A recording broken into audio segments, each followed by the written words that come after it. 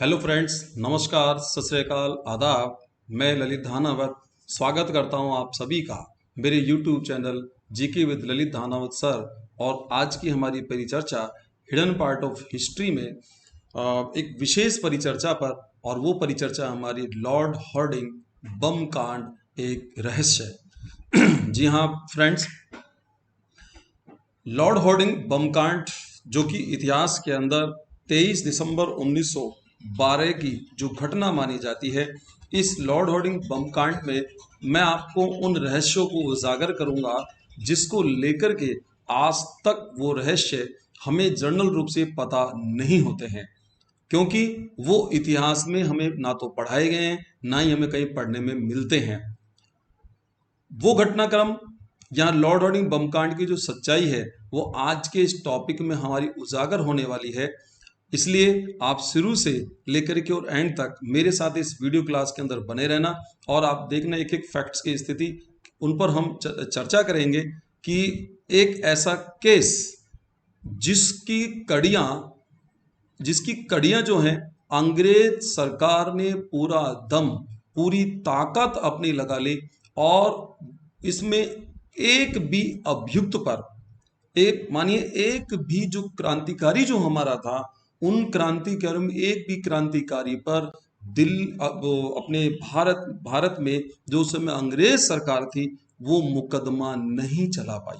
अंग्रेज सरकार, क्या आप ये मानिए कि एक तरीके से उन क्रांतिकारियों ने धज्जियां उड़ा दी। इसमें काफी क्रांतिकारी इसमें शामिल थे, और वो इस केस की कड़ी से कड़ी कभी जोड़ नहीं पाए। हालांकि उन क्रांतिकारियों को सजा जरूर मिली थी, लेकिन ये वो जो सजा थी वो उन्होंने अलग दूसरे केसों के अंदर उनको उनको फंसा करके या मान के चलिए उन पर आरोप लगा करके उनको सजा दिलाई। लेकिन उस समय अंग्रेजी शासन का जो भारत में सर्वोच्च पद था वायसराय का, उस वायसराय पर जो बम कांड से जो हमला हुआ था, आप मानिए एक तरीके से अंग्रेज सरकार की प्रतिष्ठा को हमारे क्रांतिकारियों के द्वारा जो चुनौती दी गई थी, उसके मामले में अंग्रेज सरकार नाकाम सिद्ध हुई। ये बात मैं आपको आज बताने वाला हूं। यहां स्थिति यह है कि हम लोग जो जर्नली पढ़ते हैं वो हम किताबों के अंदर, हमारी एकेडमिक स्तर पर जो किताबें होती हैं उनमें वास्तविकता से हमें वो चीज़ों को पढ़ाया नहीं जाता, लेकिन आज हम उन बातों को यहाँ पढ़ाएंगे। तो आए हम लोग चर्चा करते हैं। आज की हमारी जो चर्चा है लॉर्ड हॉर्डिंग बम कांड, जिसे इतिहास के अंदर चांदनी चौक बम कांड या दिल्ली बम कांड के नाम से भी जाना जाता है। ये एक रहस्य है, और ये रहस्य आज तक जो बना हुआ है, इस रहस्य के जो गुप्त तथ्य हैं उन्हें आज हम उजागर करते हैं। लेकिन पहले हम बात करते हैं कि जो चांदनी चौक का लॉर्ड हॉर्डिंग जो बम कांड है, ये बम कांड हुआ क्यों था। मित्रों, 1911 में ब्रिटेन के सम्राट जॉर्ज पंचम के सम्मान में दिल्ली में एक दिल्ली दरबार का आयोजन किया गया था। और इसी दिल्ली दरबार में भारत की राजधानी जो उस समय कलकत्ता थी, उस कलकत्ता राजधानी, भारत की राजधानी को कलकत्ता से दिल्ली स्थानांतरित करने की घोषणा की गई थी। और 1 अप्रैल 1912 को भारत की राजधानी को कलकत्ता से दिल्ली स्थानांतरित कर दिया गया था, और भारत की राजधानी जो हमारी दिल्ली हो गई थी। लेकिन हमारे देश की जनता जो थी, भारत की राजधानी दिल्ली बनाने से नाखुश थी, और ये बात अंग्रेज सरकार या आप मानिए कि लेकर के ब्रिटेन तक पहुंचाने के लिए क्रांतिकारियों ने एक बड़ी योजना को अंजाम दिया था।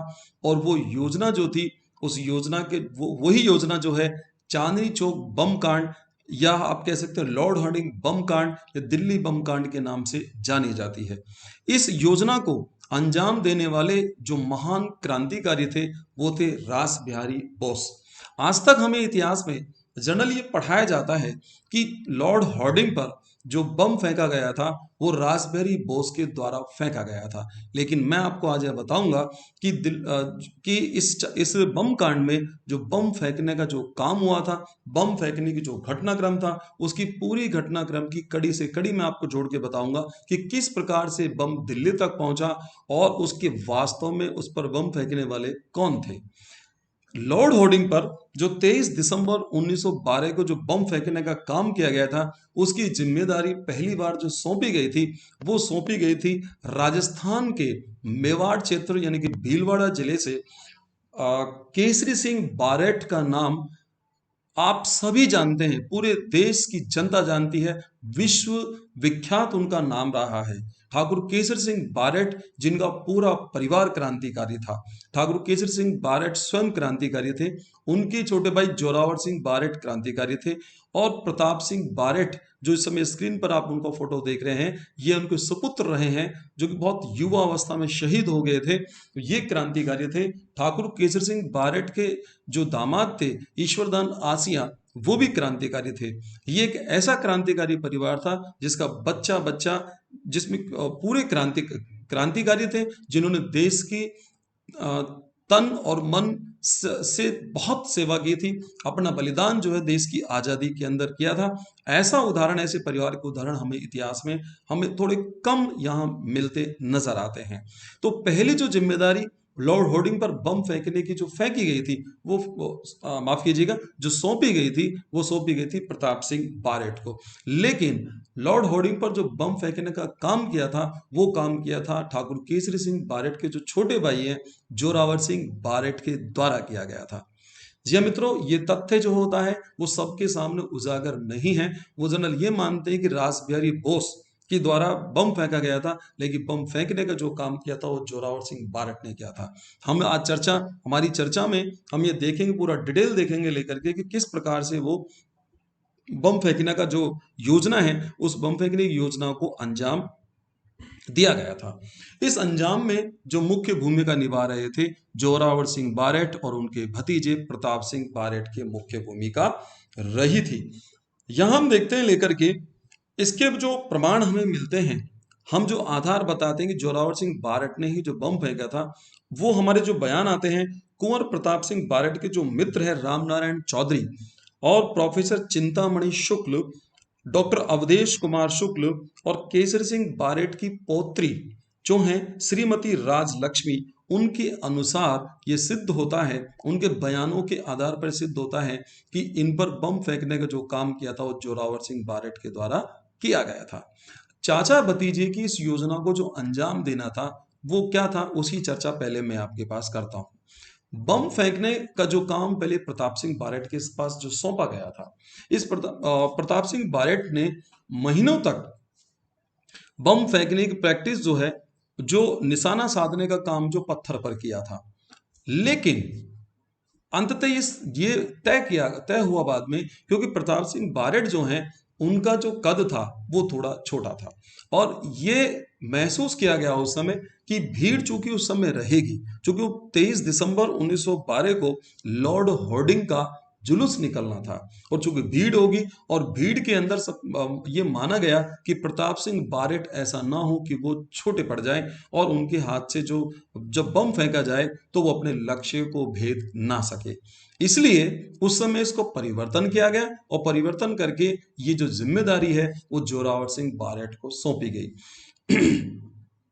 इन्होंने बम का निर्माण उस समय किया, और बम को लेकर के बम को दिल्ली के चांदनी चौक यानी कि अपने लक्ष्य तक पहुंचाना था। उसके लिए इन्होंने सबसे पहले कुछ नए कपड़ों की खरीदारी की थी, और उन कपड़ों की खरीदारी के साथ साथ एक बुर्का बनवाया गया था, जो बुर्का जोरावर सिंह बारेट के साइज का था, क्योंकि उन्हें बुर्का पहन करके बम को फेंकना था, ताकि उनको पहचान नहीं पाए। तो उस बुर्के को भी वो साथ लेकर के, और उन कपड़ों के अंदर नए जो गोटे गोटे पत्ती वाले कपड़े थे, नए कपड़े, उन कपड़ों को लेकर के और बकायदा नाव के द्वारा उन्हें यमुना पार करके दिल्ली पहुंचना था। जब वो नाव में चढ़े, तो उन्होंने उन कपड़ों को गोद में रखा हुआ था, तो वहां नाव चलाने वाले ने उनसे कहा कि भी इनको ये जो वजन है गठरी का, इसको आप नीचे रख दो। तो इन्होंने इस बात के लिए ये कहा कि ये जो कपड़े हैं, हम मायरा भरने जा रहे हैं, मायरा यानी कि भात, हम भात के लिए जा रहे हैं, यदि इन कपड़ों को नीचे रखा गया तो गंदे हो जाएंगे, इसलिए इन्हें गोद में रखा हुआ है, क्योंकि उन कपड़ों में बम मौजूद था। जब उन्हें क्या है कि वहां से जो दिल्ली जो पहुंचे, वो पूछते पूछते दोनों चाचा भतीजा जो थे वो दिल्ली के चांदनी चौक अपने लक्ष्य पर पहुंच गए थे। वहां पर पहले से मौजूद थे, जो पहुंचे हुए थे, क्रांतिकारी रास बिहारी बोस, इस क्रांति में जो शामिल थे, इस योजना में जो शामिल थे, रास बिहारी बोस, बाल मुकुंद बिस और बाल मुकुंद, प्रताप सिंह बारेट, जोरावर सिंह बारेट, अमीचंद, अवध बिहारी, जोरावर सिंह, बसंत कुमार विश्वास, छोटे लाल, हनुमंत सहाय, ये सारे क्रांतिकारी जो थे वो इस योजना के अंदर मौजूद थे। वहां कहते हैं कि पंजाब नेशनल बैंक की जो बिल्डिंग थी, वहां पर वो जोरावर सिंह बारेट जो थे वहां चले गए थे, और महिलाओं का वहां पर समूह था, बुर्का इन्होंने पहना हुआ था, तो महिलाओं के समूह में वहां पर भीड़ में शामिल हो गए। प्रताप सिंह बारेट बिल्डिंग के, बाकी अन्य क्रांतिकारी जो थे इधर उधर उस बिल्डिंग के नीचे मौजूद थे, और ये इंतजार करने लगे दिल्ली के चांदनी चौक में लॉर्ड हॉर्डिंग के हाथी के आने का। तो जुलूस जब निकलता हुआ दिल्ली के चांदनी चौक से जब निकल रहा था, तो जैसे ही लॉर्ड हॉर्डिंग का जो हाथी है वो हाथी सामने आया, तो चूंकि कहते हैं महिलाओं में कुछ भगदड़ मच गई थी, और जो बम जब जोरावर सिंह बारेट के द्वारा फेंका गया था, तो उनकी जो कहानी है उसकी टक्कर एक महिला की टक्कर लग गई थी, और वो निशाना चुक गया था। उस समय लॉर्ड हॉर्डिंग और उनकी पत्नी जो थे वो घायल हुए थे, चूंकि वो बच गए, सिर्फ घायल हुए थे, लेकिन उनका जो छत्र पकड़ने वाला था, उनका जो एक अंगरक्षक था, वो उस बम के धमाके से धराशायी हो गया था। सारे क्रांतिकारी यहां से वहां तितर बितर वहां से हो गए थे, सब इधर उधर चले गए, उन्हें वहां से लेकिन लॉर्ड हॉर्डिंग को जो घायल अवस्था में बाद में उनका इलाज कराया गया, लेकिन सारे क्रांतिकारी जो थे वो वहां से जा चुके थे। अब सवाल यहां पर इस प्रकार जो मैंने आपको बताया कि इस घटना को अंजाम पूर्ण रूप से ऐसे दिया गया। प्रताप सिंह बारेट, जोरावर सिंह बारेट सब अलग अलग हो गए थे, एक भी क्रांतिकारी उस समय इस केस में पकड़ में नहीं आया था। लेकिन कुछ समय बाद अंग्रेजी सरकार के प्रयास से कुछ क्रांतिकारी जो थे वो उसमें पकड़ में आए, और उन पर मुकदमा चलाया गया। यहाँ दिल्ली के चांदनी चौक के अंदर जो हादसा जो हुआ था, ये मैं फिर आपको बता रहा हूं कि उन क्रांतिकारियों पर दिल्ली की जो चांदनी चौक का जो घटनाक्रम है, वो योजना क्रांतिकारियों के द्वारा इस प्रकार की बनाई गई थी कि यदि उसमें कोई एक मिस पॉइंट भी कोई एक हो जाता है, तब भी अंग्रेज सरकार कितना भी अपनी ताकत लगा ले, वो उसको अंजाम तक नहीं पहुंचा पाती, वो उससे कड़ी से कड़ी नहीं जोड़ पाती। ये बहुत इतिहास की तमाम जो योजनाएं रही हैं, उन योजनाओं में सबसे मजबूत क्रांतिकारी, सुदृढ़ क्रांतिकारी योजना मानी जाती है। लेकिन जब कुछ को जो वहां गिरफ्तार किया गया, तो उन पर मुकदमा चलाया गया, और मुकदमा चलाने के दौरान जो है मुकदमा उन पर चलाया गया, और उस मुकदमे में मैं आपको बताता हूं कि उनका मुकदमा किस प्रकार से वहां पर मौजूद था। दरअसल दिल्ली में सेशंस प्रकरण संख्या 6/1914, दी क्राउन बनाम बसंत कुमार विश्वास, अवध बिहारी, अमीर चंद, बाल मुकुंद, बलराज, हनुमंत सहाय, मन्नूलाल, चरणदास, रघुवर शर्मा, खुशीराम, रामलाल उर्फ छोटे लाल के विरुद्ध भारतीय दंड संहिता की धारा 302 और 120 बी के अंतर्गत दिल्ली में मुकदमे चलाए गए। उपरोक्त मुकदमे में किसी पर भी 23 दिसंबर 1912 को चांदनी चौक दिल्ली में वायसराय लॉर्ड हॉर्डिंग पर बम फेंकने का आरोप नहीं लगाया गया। राष्ट्रीय अभिलेखागार नई दिल्ली में उपलब्ध पत्रावली के आधार पर यह सिद्ध होता है कि अंग्रेज सरकार स्वयं ये स्वीकार कर चुकी थी कि इसमें किसी पर भी लॉर्ड हॉर्डिंग बम कांड में मुकदमा नहीं चलाया जा सकता। हुआ ये कि 1913 में लाहौर बम कांड जो हुआ, उसमें राम पदारत नामक व्यक्ति की हत्या कर दी गई थी क्रांतिकारियों के द्वारा। तो क्रांतिकारियों पर 27 मार्च 1913 एवं 31 मार्च 1914 के मध्य दिल्ली और लाहौर में जो बम कांडों का जो घटनाक्रम हुआ, जब बम कांडों का जो घटनाक्रम लगातार चला, इसको लेकर के उन पर मुकदमा चलाया गया। मित्रों फिर मैंने कहा कि इन क्रांतिकारियों पर जो मुकदमा चला, ये सभी वही क्रांतिकारी थे जो लॉर्ड हॉर्डिंग बम कांड में शामिल थे। लेकिन इन पर जो अंग्रेज सरकार के द्वारा मुकदमा चलाया गया था, तो चूंकि इनकी ये परास्त हो चुके थे, ये हार चुके थे, वो होर्डिंग बम कांड सा कोई भी सबूत ऐसा वो जुटा करके वो उस केस की, अंग्रेज सरकार उस केस की कड़ी को जोड़ ही नहीं पाई। लेकिन इन्हें मौका मिला किस बात को लेके, 27 मार्च 1913 से और 31 मार्च 1914 के मध्य जो दिल्ली और लाहौर में जो बम कांड थे, इन पर मुकदमा चलाया गया।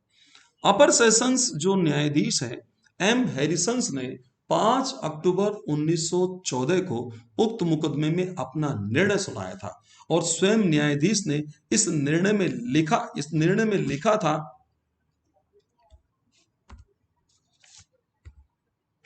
स्वयं जो न्यायाधीश है उन्होंने इस निर्णय में लिखा था लेके कि in this case the accused 11 in November stand charge under section 302 and 120B of the Indian Penal Code with conspiracy to commit murder between the 27th March 1913 and the 31st March 1914 both at Delhi and Lahore and other place in British India। हाँ मित्रों, आप स्वयं देख सकते हैं लेकर के कि इसमें बकायदा हैरिसन स्वयं इस निर्णय में लिख रहे हैं कि इन क्रांतिकारियों को जो सजा दी जा रही है, इन अभियुक्तों को जो सजा दी जा रही है, वो सजा के अंदर लॉर्ड हार्डिंग बम कांड का कोई जिक्र नहीं है।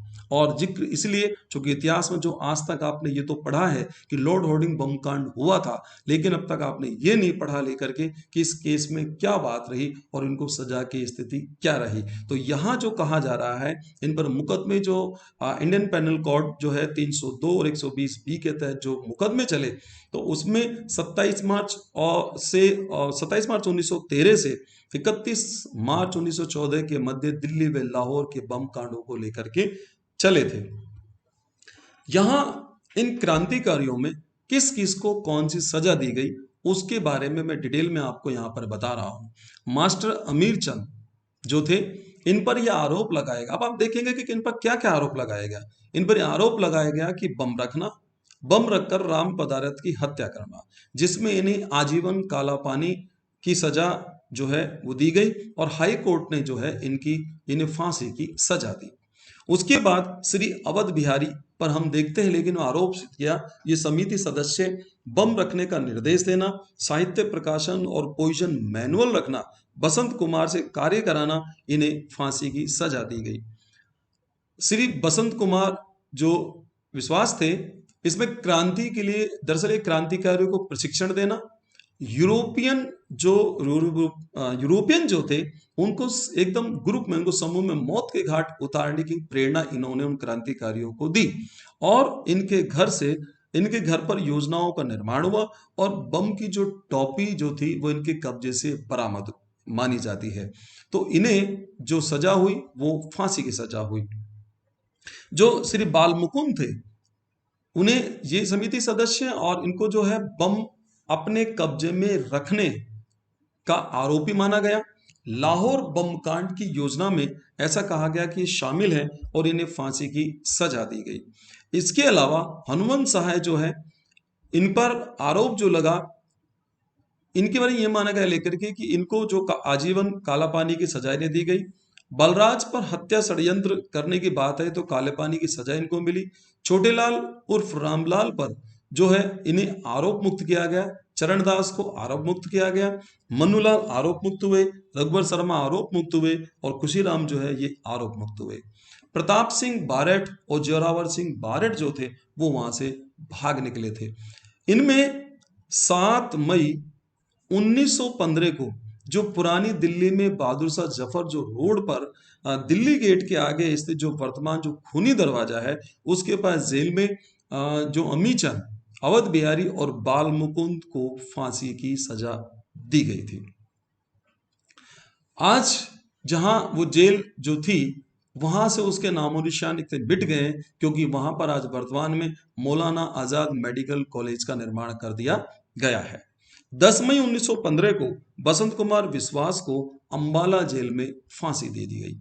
जोरावर सिंह बारेठ जो थे वो यहां से वो क्रांतिकारी यहाँ से निकल चुके थे। इन्होंने लगभग कहते हैं कि जो फरारी जीवन जो आगे गए, उस फरारी जीवन को वहां से निकल के मध्य प्रदेश पहुंचे, और मध्य प्रदेश पहुंच करके वहां एकलगढ़ में जगदीश दान, ध्यान रखिए, एकलगढ़ के अंदर मध्य प्रदेश में जगदीश दान के यहाँ पर जोरावर सिंह बारठ जो थे वो एक साधु के वेश में रहे, और इन्होंने अपना नाम परिवर्तन कर लिया, और वो था इन्होंने अपना नाम रखा अमरचंद बैरागी। अमरचंद बैरागी के नाम से ये अपना जीवन लगातार जीते रहे, और एक तरीके से भूमिगत होकर के इन्होंने क्रांतिकारी गतिविधियों को जन्म दिया। ये क्रांतिकारी गतिविधियां चलाते रहे। भूमिगत का मतलब ये नहीं था कि इन्होंने अपनी गतिविधियों को रोक दिया। लगातार क्रांति में भारत माता के चरणों में ये अपना जीवन जो है वो पूर्ण रूप से समर्पित करने को हमेशा तैयार रहे थे, और अपने देश की क्रांति की लड़ाई ये लगातार लड़ रहे थे। इस प्रकार आज के घटनाक्रम में मैंने बताया कि आपको जो वास्तविक रूप से जो बम फेंकने का जो कार्य था वो सौंपा किस किस को गया था, क्योंकि पहले मैंने कहा कि योजना जो थी वो रासबिहारी बोस को सौंपी गई।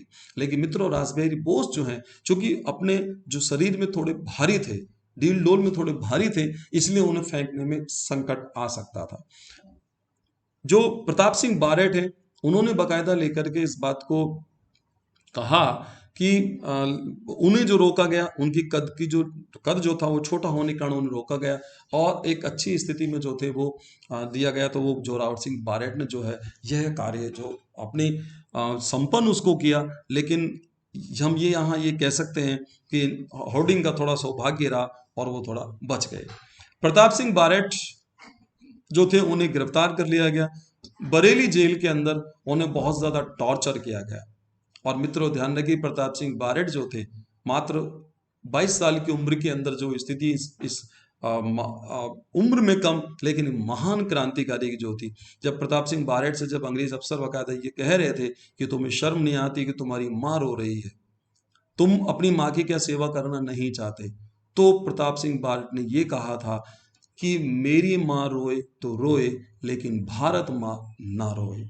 जी हाँ मित्रों, हम प्रणाम करते हैं ऐसे महान क्रांतिकारियों को। आज वर्तमान में हम देखते हैं लेकर के कि जी हमारे देश में जो हालात हैं, हमारे देश में जहाँ विधायकों को करोड़ों रुपए देके खरीदा जाता है, एक दूसरे की राज्य की सरकारों को जो गिराया जाता है, आज कोविड-19 के दौर में हम देख रहे हैं कि लोग भूखे मर रहे हैं, लाखों करोड़ों की संख्या में बेरोजगारी फैल चुकी है, लगातार यहाँ जो नौकरियां खत्म हो रही हैं, काफी लोगों की नौकरियां खत्म हो चुकी है। यूपी, बिहार, मध्य प्रदेश, छत्तीसगढ़ जैसे राज्य नर्क बन चुके हैं। उस स्थिति के अंदर हमारे देश के नेताओं को जहां जरा भी शर्म नहीं आती है, वो यहाँ विधायकों को खरीदने में लग रहे हैं, एक दूसरे की सरकारों को गिराने में लग रहे हैं, विकास के मुद्दों से जनता का ध्यान भटकाया हुआ है, पूरा देश कर्ज की स्थिति में आया हुआ है। इस प्रकार की जो स्थिति वहां से हमारे देश की जो बन रही है मित्रों, मुझे लगता है कि इन महान क्रांतिकारी जो आज शायद कि स्वर्ग से भी देखते होंगे तो ये रोते होंगे कि हमने जो अपना बलिदान दिया, हमें जो इतनी इस अमानवीय जो यातनाएं हमने अंग्रेजों की सहन करी, शायद गलत करी। आज हमें इस प्रकार की स्थिति, उन्हें अपने बलिदान पर रोना आ रहा होगा, और शायद उन्हें लग रहा होगा लेकर के कि जिस देश के लिए हम लोगों ने अपना बलिदान दिया वो शायद हमारा कार्य गलत था। उन्होंने कभी भी किसी बड़े पद को नहीं चाहा, उन्होंने कभी भी किसी कोई ऐसा राजनीतिक बड़ा पद चाहते तो वो कर भी सकते थे। काफी क्रांतिकारी मित्रों ऐसे थे जिन्होंने आईएएस की नौकरियां छोड़ करके क्रांति में भाग लिया था, लेकिन लेकिन एक बड़ा दुर्भाग्य मानिए इस देश का हो जाता है कि हमारे यहाँ की जो राजनीति शाही का जो मामला है, जो यहाँ की सरकारों को जो मामला है, वो बड़ा गलत मामला है। लेकिन आप यहाँ ध्यान रखिए, अंत में मैं आपसे एक बात कहना चाहूंगा। चाणक्य ने यह कहा है कि जैसी प्रजा होती है वैसा ही राजा होता है। जब अंधभक्तों की भीड़ लग जाती है, जब लोग निजी स्वार्थों में जुड़ जाते हैं, तो एक बड़ा मुश्किल स्थिति हो जाती है। हमें शायद इस बात को लेकर पता ही नहीं है कि हम किस प्रकार के गुलाम हैं, कैसे गुलाम आज बने हुए हैं। हम अंग्रेज ने हमें जो गुलाम बनाया वो शारीरिक रूप से गुलाम बनाया, आज जो हम गुलाम बन चुके हैं वो मानसिक रूप से गुलाम बन चुके हैं। हमें ये पता ही नहीं है, सच बात तो सच में ये है कि हमें ये पता ही नहीं है कि हम गुलाम भी हैं। देश के अंदर ये ध्यान रखिए, काफी लोग ये कहते हैं कि देश को नेता लूट रहे हैं, बट मैं ये कहता हूं मित्रों कि इस देश को लूटने में जिसकी जैसी औकात है, जिसका जैसा दम है, वो उसको लूट रहा है।